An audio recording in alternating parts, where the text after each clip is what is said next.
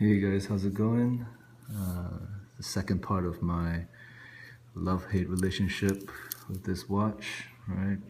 The Rolex Explorer 2, polar dial, reference 16570, and I'm gonna talk about 5 things that I hate about this watch. And I think this one's a really hard video to make because there's really not much there's nothing I hate about this watch. Maybe a couple things that I kind of dislike.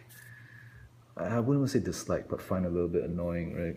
And okay, let's begin. So number one, what I dislike about this watch is that it's considered lesser to the Rolex GMT Master, and you know, even though it's the exact same movement, it's considered.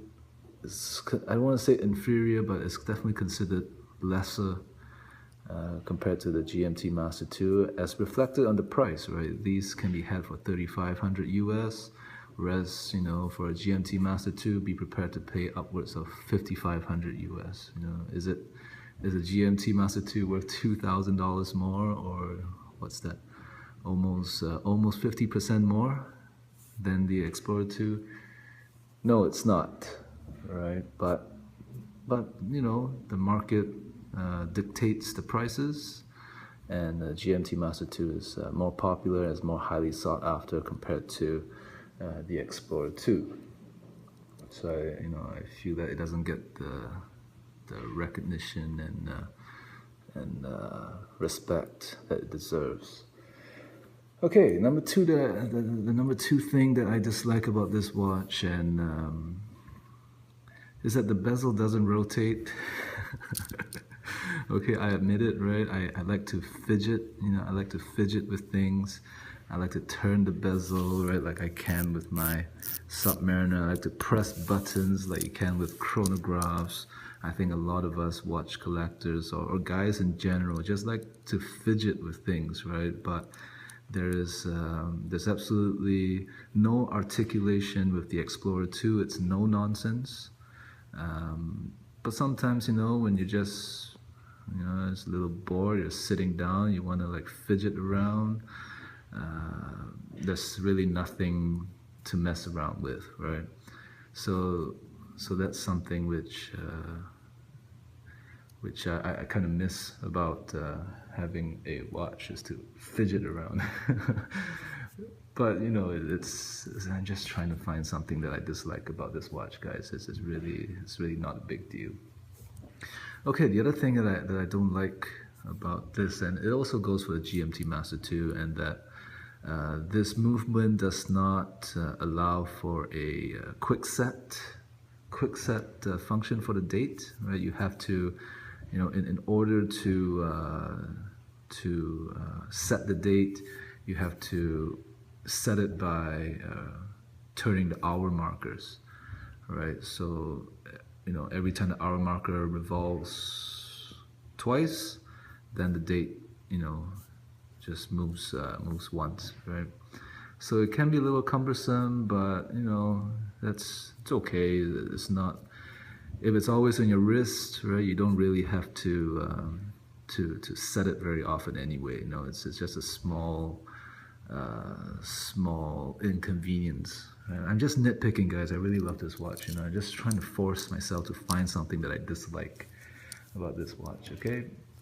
All right, number 4. The fourth thing I dislike about this watch is that it doesn't have the wrist presence. It doesn't have the recognition that I am wearing a Rolex.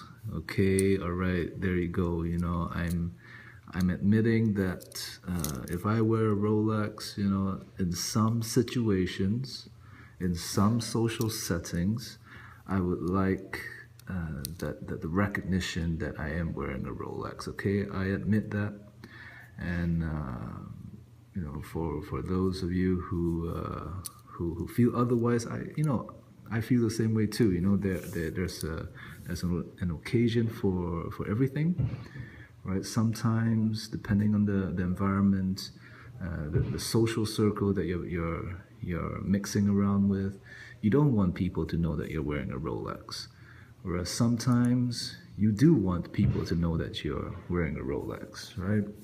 However, with this Explorer 2, sometimes it flies so far under the radar, it's undetectable. So it's stealth. Stealth wealth, right? Stealth wealth. And that's also a good thing, right? But sometimes it can be a negative. Sometimes you just want that recognition, right? Come on, you know, it's just human nature. I'm admitting it, okay? So it's part of owning a Rolex, you know. Sometimes you just want people to know that you're wearing a Rolex. Not very often, but the situation does arise, right? And the last thing that I hate about this watch is that it hasn't increased in value.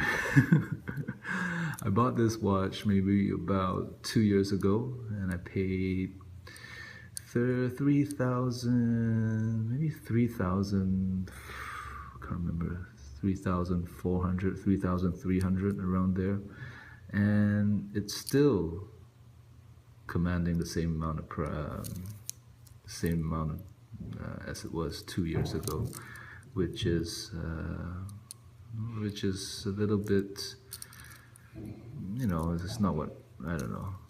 It doesn't matter really, because, you know, it's a keeper, but it's always nice to know that whatever you bought previously, a watch that you bought before, has gone up in value.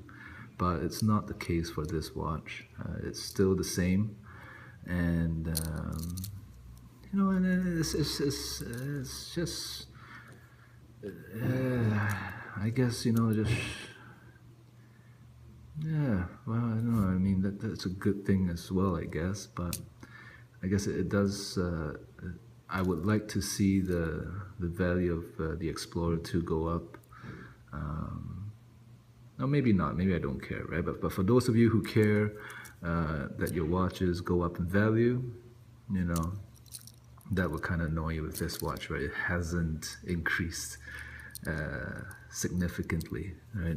Definitely not at the same rate as the GMT or the Submariner or any other Rolex watch, really. So yeah, those are the 5 things that I hate about this watch. But no, man, I really love this watch, guys. Okay, thanks, bye.